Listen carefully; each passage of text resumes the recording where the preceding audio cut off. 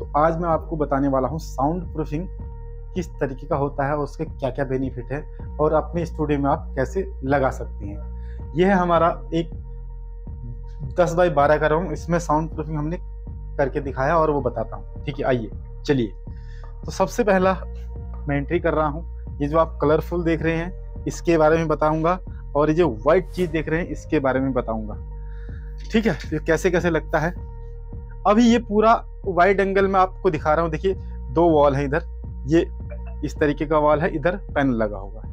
होता क्या है कि आप जब डिजाइन करते हो, जब नया क्लासरूम बनाते हो, तो वहां पे आपको शुरुआत से ही चीजें अलाइन करनी पड़ती हैं। वो चीज बताने वाला हूँ, तो वीडियो बने रहिए। सबसे पहला बताता हूँ कि इसके अंदर क्या क्या चीजें लगती हैं। ये आप देख रहे हैं, तो ये एक फुलटॉन का सीट है, 2 बाई 2 का सीट होता है। अभी आपको प्रॉपर नहीं देख पा रहा होगा, ये 2 बाई 2 का सीट होता है। इसके अंदर GI का चैनल लगता है, उसके अंदर ग्लास वुल लगता है। ये जो सीट है ये काफी प्रीमियम है, इसमें अलग अलग ब्रांड आते हैं, लेकिन ये है आपका बेंच आर्ट का।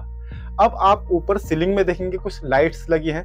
सीलिंग की लाइट जो है प्रॉपर ऐसे डिजाइन होती है, क्योंकि जब आप डिजिटल बोर्ड पे आते हैं तो आपके फेस पे लाइट प्रॉपर आनी चाहिए। इसके अंदर भी ग्लास वुल होता है, और ये फॉल सीलिंग का सेटअप भी हम लोग करके देते हैं। प्लस अब इसके अंदर क्या होता है कि डिजिटल बोर्ड कैसे लगता है, पहले हमारे जो इंजीनियर है उसकी क्रॉपिंग करते हैं पीछे पैनल के लिए, उसके बाद ये डिजिटल बोर्ड फिक्स होता है। फिर साइड में भी आपका एक्वास्टिक पूरा अंदर तक लग जाता है, ताकि साउंड प्रूफिंग प्रॉपर काम करे। अब उसके बाद आता है आपके AC। देखिए आप अगर क्लासरूम बना रहे हैं साउंड प्रूफिंग का, तो आपको AC की जरूरत पड़ती है, क्योंकि अगर टीचर एक ठंडे माहौल में पढ़ाता है तो उसको और मजा आता है पढ़ाने में। अब ये AC के लिए कैसे पॉइंट्स होता है, कहाँ से वायरिंग करनी पड़ती है, वो उससे पहले बनाना पड़ता है, लगाने से पहले। क्योंकि जब आप AC लगा देते हैं तो प्रॉपर फिनिशिंग आ जाती है, इसलिए वायरिंग करना जरूरी है। अब आते हैं डिजिटल बोर्ड के पॉइंट्स पे। यहाँ पे डिजिटल बोर्ड का पॉइंट्स आ जाता है, क्योंकि इसकी भी अंदर से ही वायरिंग करनी पड़ती है। ये हमने बाहर से इसलिए लगाया ताकि यहाँ पे कुछ पावर कनेक्शन दे रखा है। अब आप जहाँ पे खड़े होते हैं उसका नीचे का मैट किस तरीके का डिजाइन होना चाहिए, जैसे आपका कलरफुल के साथ ये जो मैट है ये मैच करना चाहिए, आपके अकॉर्डिंग हम लोग करके देते हैं। अब इसमें अलग अलग डिजाइन है। अब आते हैं इस वाले कलर पे। ठीक है, आप इधर आ जाइए।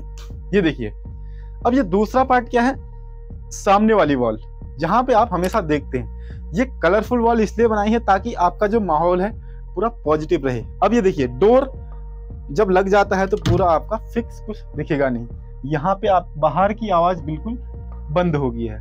अभी तक हल्का सा मेरे को सुनाई दे रहा था, लेकिन अब बिल्कुल नहीं सुनाई दे रहा। देखिए, अब ये जो डिजाइन है ये कस्टमाइज डिजाइन है, ये हमारे इंजीनियर करके देते हैं। अब सेकंड चीज आता है जहां कैमरा लगता है और आपका सामने डिस्प्ले लग जाता है। इसके लिए भी पहले से ही वायरिंग के कनेक्शन दिए गए हैं, ताकि जब आप कैमरा या स्क्रीन लगाएं तो आपको बहुत ज्यादा वायरिंग देखने को ना मिले। अब आते हैं ये है सर्वर वाला पार्ट, जो बहुत इंपॉर्टेंट होता है, जहां पे आपको एक स्क्रीन अलग से रखी पड़ी है, दूसरा एक स्पीकर लगा है, तीसरा सर्वर रखा है, चौथा आप अपने कुछ सजावट के सामान भी यहाँ पे रख सकते हैं।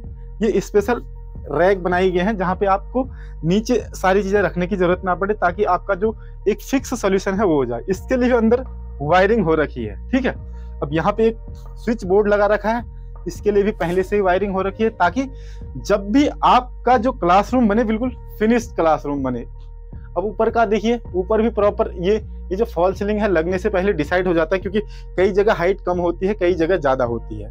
तो हाइट कम ज्यादा की वजह से भी हमें फॉल सीलिंग डिसाइड करनी पड़ती है कितनी हाइट पे लगेगी। ठीक है, तो यहाँ पे आप बैठने के लिए कुछ इस तरीके से आप बैठ के अपने क्लासरूम में कुछ डिजिटल बोर्ड पे सामने देखना चाह रहे हैं, उस तरीके से बैठ सकते हैं।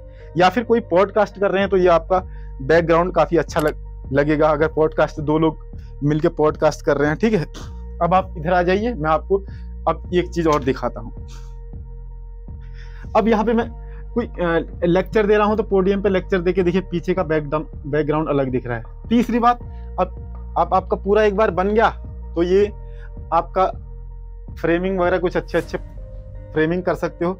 इसके अलावा इसका जो बेनिफिट है ना, जब आप ये व्हाइट कलर इसलिए बोल रहा हूँ क्योंकि ये आपको फेस में जो टोन होता है बिल्कुल क्लियर और क्रिस्टल होता है। इसमें अलग अलग कलर भी आते हैं, आप अपने हिसाब से कस्टमाइज कलर करा सकते हैं। तो आई थिंक आपको ये जो साउंड प्रूफिंग का सोल्यूशन है समझ में आया होगा।